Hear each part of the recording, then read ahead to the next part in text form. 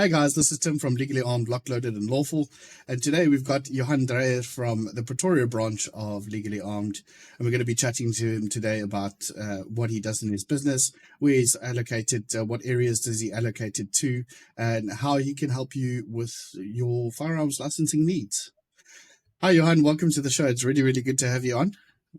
Thank you very much. It's my I appreciate that I can be part of this today, and I'm looking forward to what we are going to discuss. Great, yeah, we've got a bit of a series running where we've got a meet the team series where people can see who they're dealing with in which different areas, and how it sort of helps you with people getting in a point of contact as well directly.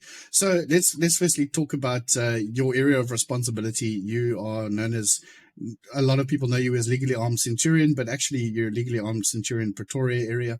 What areas do you cover in your specific branch? Yeah, well, the franchise that we have purchased is the whole Pretoria area. That's from Cullinan up to the western side of Pretoria, and it's from the northern side up to midstream. There's a lot of people even in midstream that's making use of us.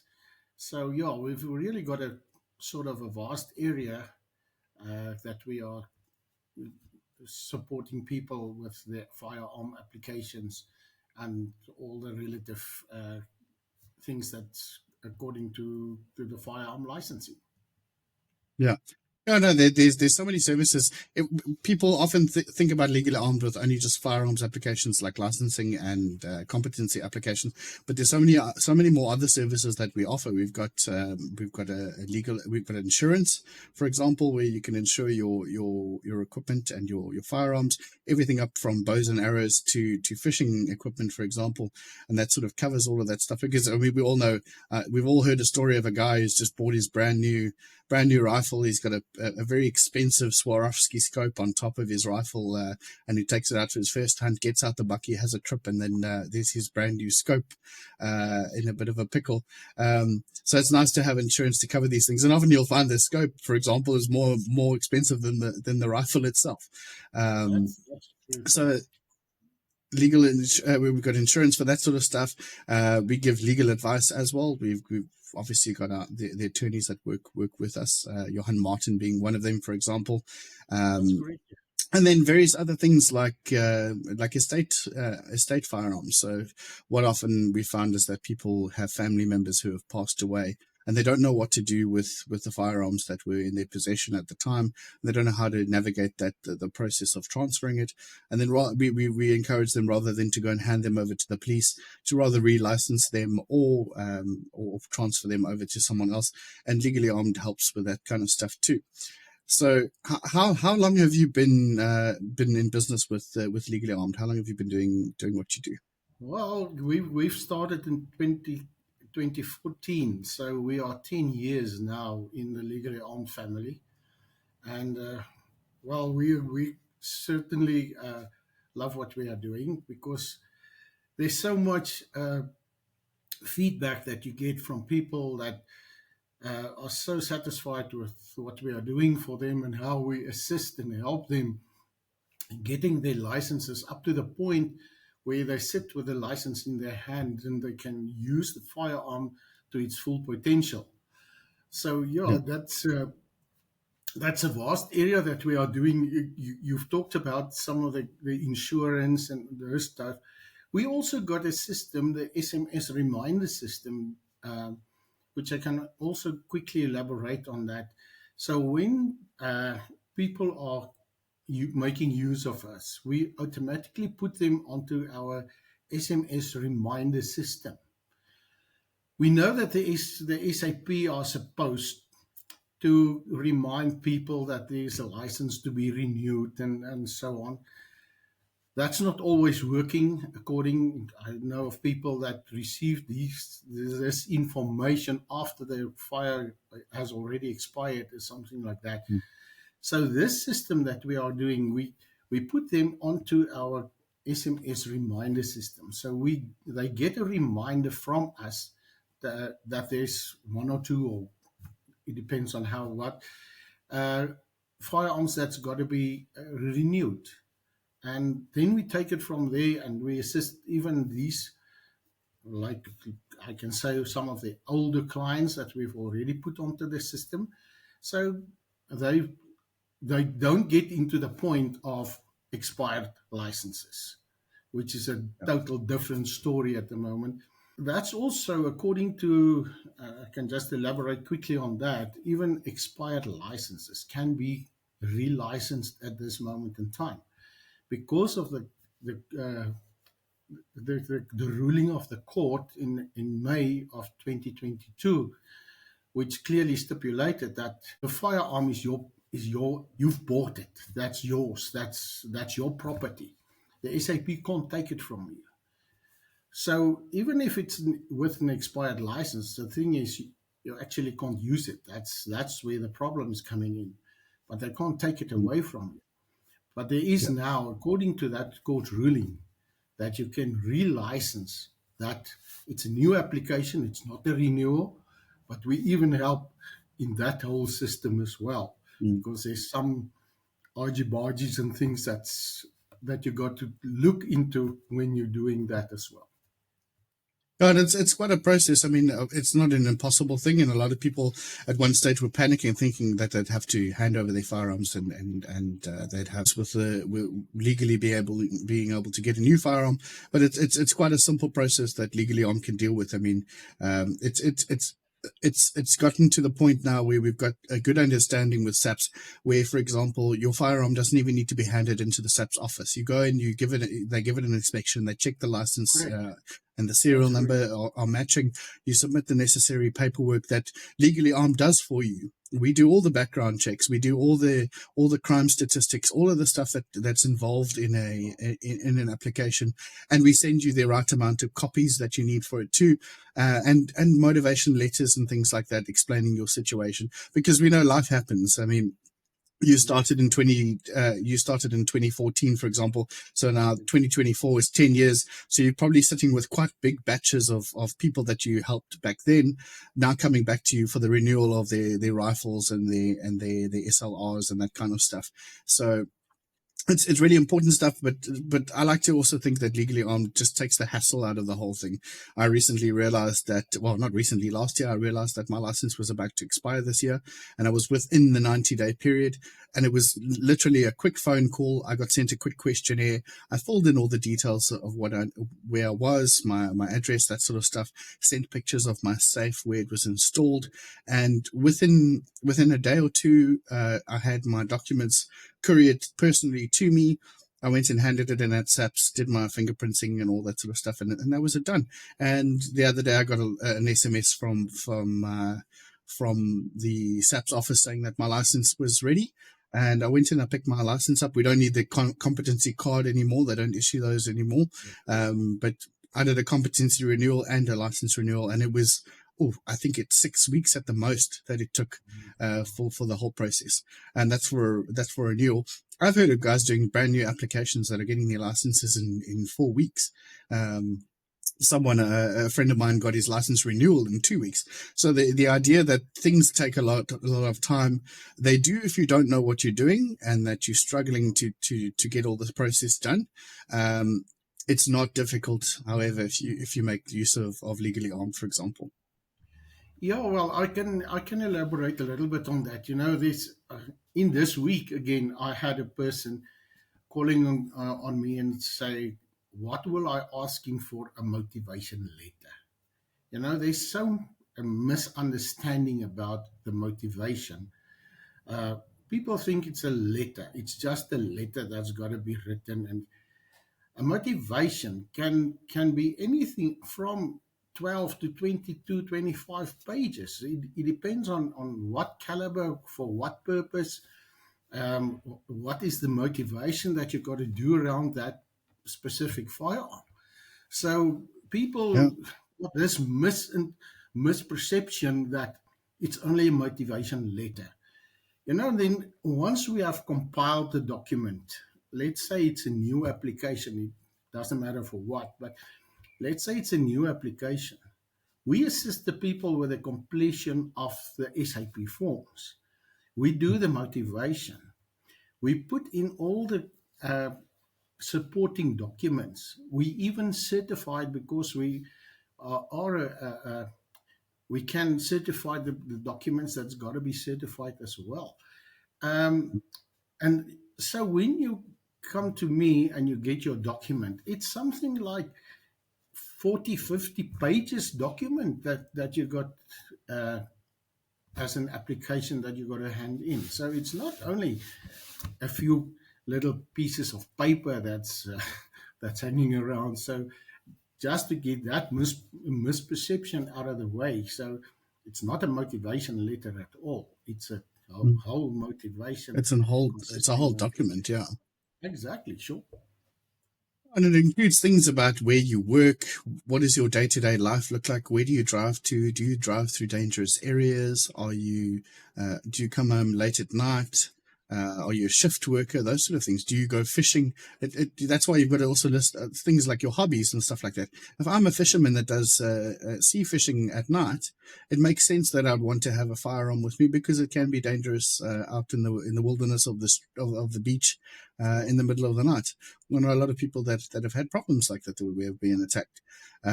So yeah, it's definitely there's more to it than what people think or what people remember, because things have changed obviously since the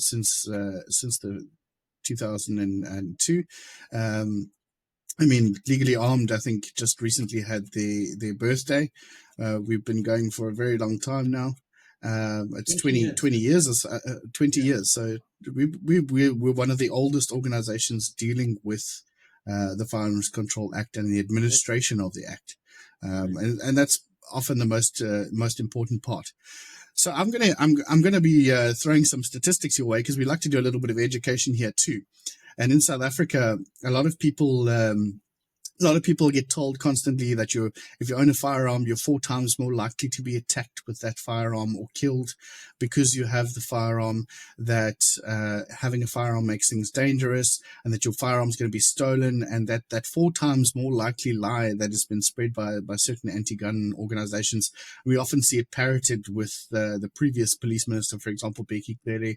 He often said things that were in exact press releases released by these organizations. We won't say their name, because you say their name 3 times, like Beetlejuice, a certain auntie is going to pop up and try and take your gun away from you, and we don't want her to come around to try and take our guns. But for example, South Africans are no strangers to crime. And for years, government has consistently pushed this narrative that guns are the biggest threat to public safety. But recently, I got a message from a certain person that works in Parliament that was in a police portfolio committee meeting.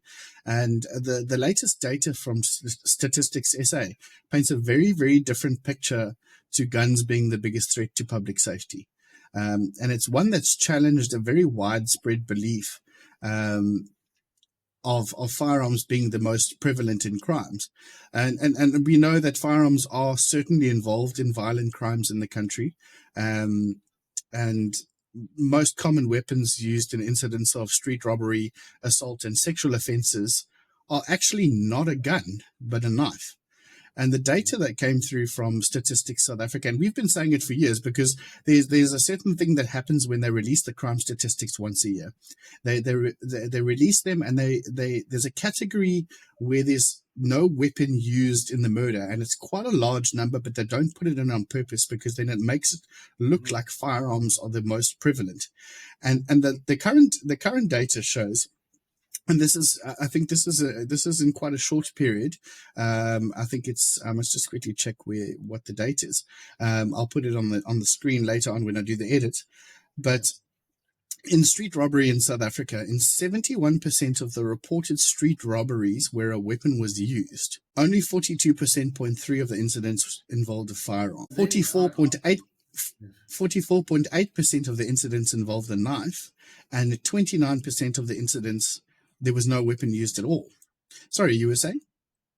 No, I just want to elaborate on that as well, because if you look at the firearms that was being used, it's Yes. unlicensed firearms. It's not the people who actually license their firearms according to the law and everything. It's not those firearms that's been used in robberies and crimes and whatever. It's unlicensed firearms.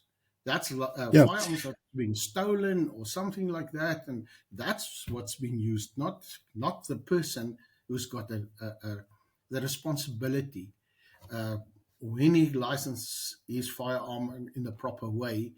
It's not those people that's using it unlawfully. Oh, that's correct. And I mean, they also like to throw this idea that every unlicensed gun was once a licensed gun. Sure, that might be a thing.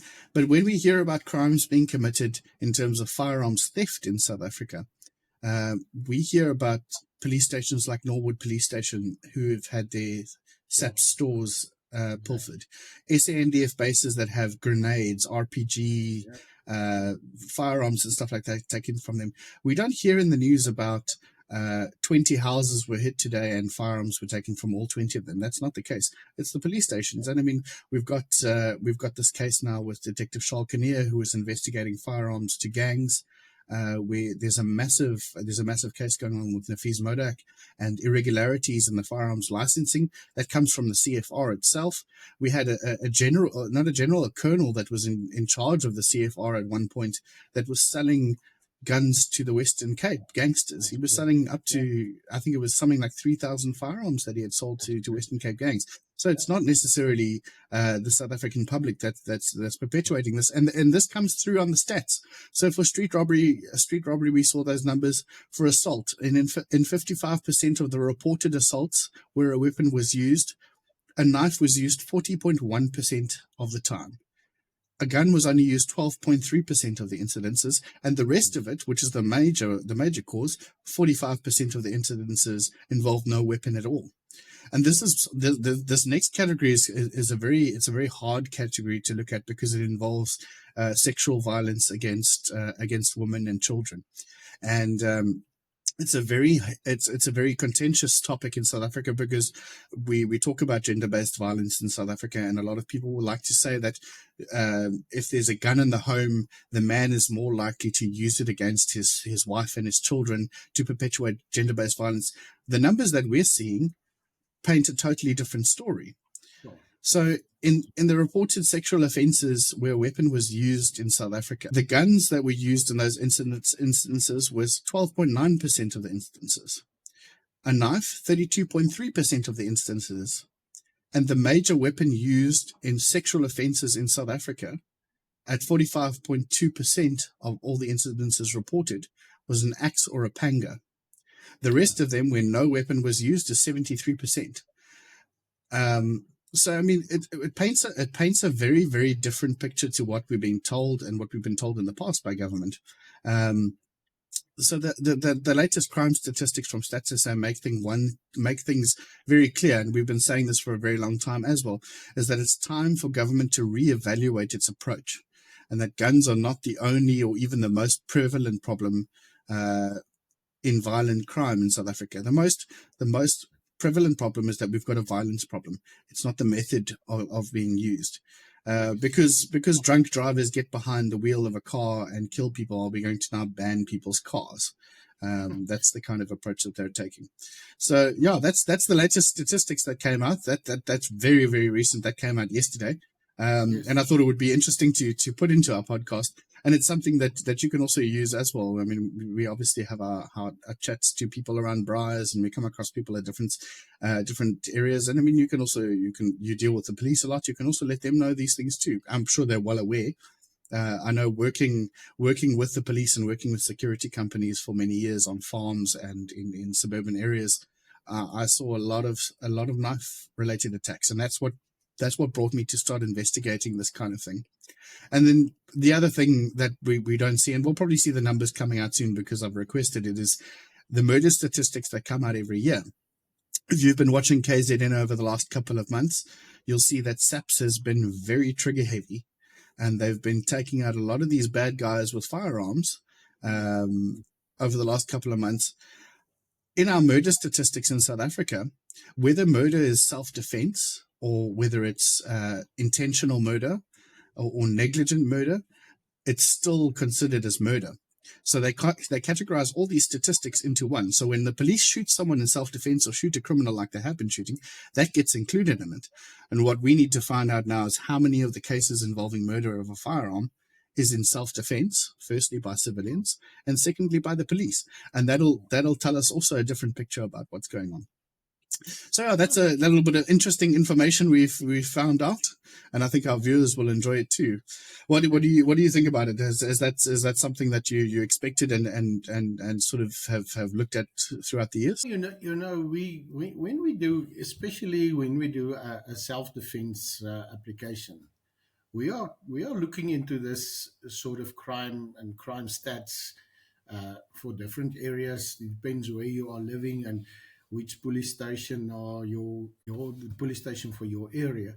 So we are taking the stats of that area, and we put it into the application as well, because that's relevant. Like you said, there's a lot of stuff that you've mentioned now, and it's not always the firearms, but it's in the case of self-defense, it is necessary to say, this is why I must defend myself if those kind of actions is coming into my vicinity, is coming into my home, is coming into my yard, and whatever. Yeah. What must I do? Because I must protect myself, I must protect my property, I must protect my wife and kids. So yes, and as you said, you are going on different areas. You are going to for a vacation at the sea, or you're going to a vacation wherever, or like you said, you're going fishing. I know of cases where a person on a bicycle was tackled and robbed from his possessions. It was not much, but yeah, even that kind of stuff. And people running around, jogging and whatever, and that you are an open target Yeah. with the crime that's busy in the country at the moment. So yes, you must look And into the crime in your area and say, well, this is part of the way why I need a firearm for my self-defense.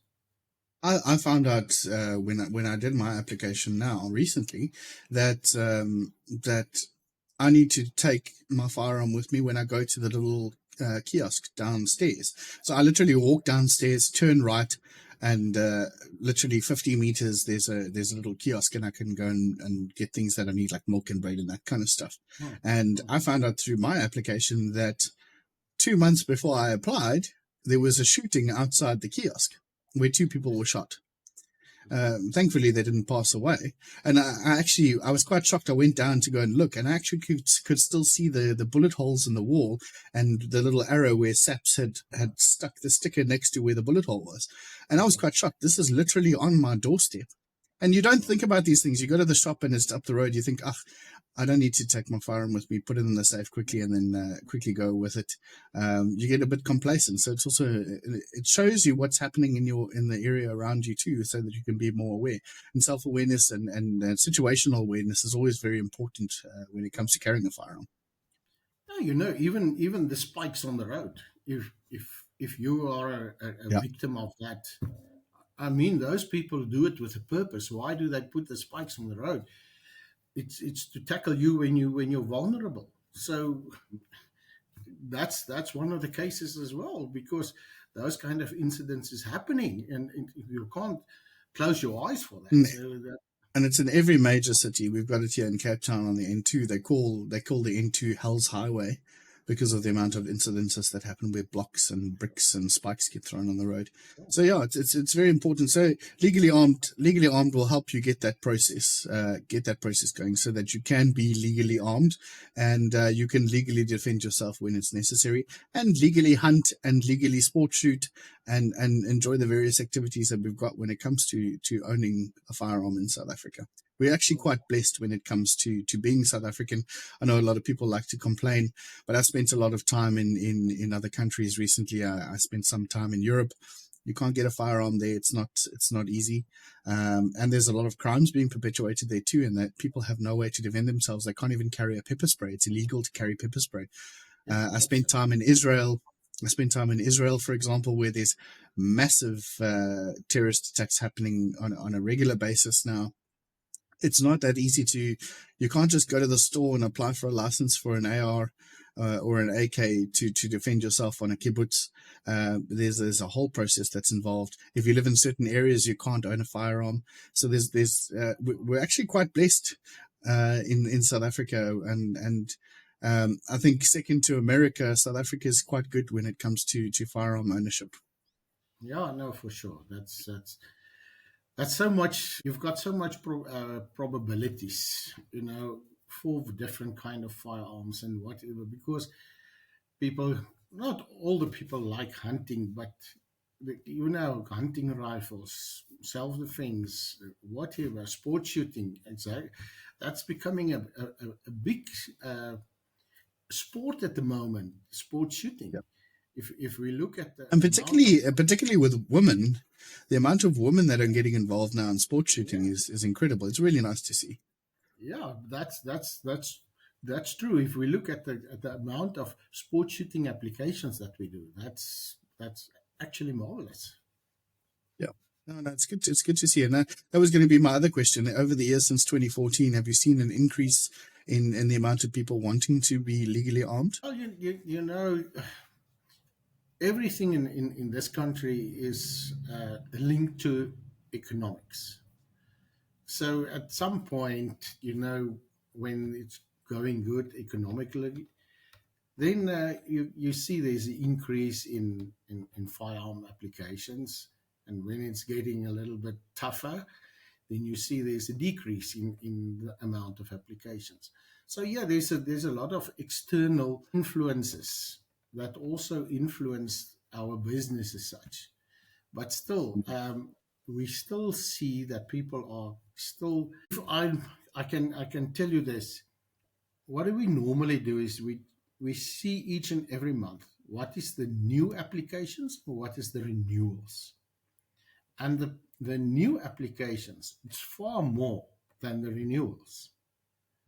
So there is still a, a big number, or a big need for new firearms as such. Yeah, because I can see it each and every month in the way that we are Yeah. handling and doing applications. That's great.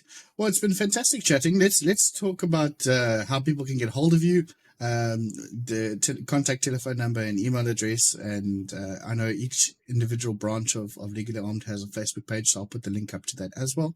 Yeah, how can people get hold of you and make use of your services? Well, they can go onto the internet and link put onto www.legallyarmed.co.za. On that is a heading branches. Then you can scroll down on the branches till you get the branch nearest to you, and where you can.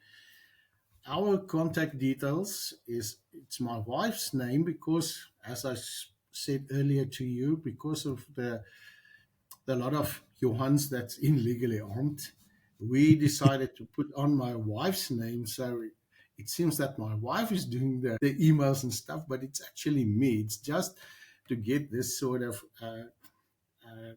that you don't get disguised, or don't handle the correct person or whatever. So it's my wife's name. It's Elsabe, Elsabe at legallyarmed.co.za. On that Perfect. branches is telephone numbers. It's my telephone number. It's 084 339 3684, or even my wife's number. It's 082 451 0070. So actually, you can call us. We are on WhatsApp as well, so you can even WhatsApp us. I can on the case of WhatsApps. People can talk to me on WhatsApp, but what we prefer is that people do on emails, communication on emails. I don't have a problem if they WhatsApp, but once we start with documentation and stuff, that's better to do it on email than on WhatsApp. So yeah, for the interim, just to get started or whatever, I don't have a problem when people is talking to me on WhatsApp as such. Yeah, Yeah. that's No, that's that's fine. how they can Yeah, get and hold also of us. Also, from a security point of view, no one wants to send sensitive documents like ID numbers and that kind of stuff on WhatsApp. We don't know who has access to be able to see these kind of things, and having a good email account like a Gmail is much safer. That's true. Well, Johann, thanks so much for chatting to us. It was great. We will obviously put all your details up for the viewers to look at. And it was really good chatting to you. Thank you so much for being on the show. Thank you, Tim. I just want to say we are doing a lot of, as you have said in the beginning, we are doing applications, we're doing renewals, we're doing estate firearms, even permits for import, export. Even if one of the branches is not able to do it, we've got in our whole legally armed system, we've got people that can do it that on your behalf, and everything can be done wherever. There is a thing like a courier service or whatever, so Yep. it's not that impossible to go through legally armed, and whatever your needs will be, we can assist you. Doesn't matter, as long as it's legal. Yeah. No, exactly. No, that's perfect. Thank you so much, Johann. Thanks for your time as well, Tim, and thank you for all our customers outside there on the outside. We are looking forward to assist you, to help you with your applications. We are trying to do it as proper as we can, to the best of our ability. Once you come to us, we will assist you as far as we can. We would like you to see you with your license in your hand.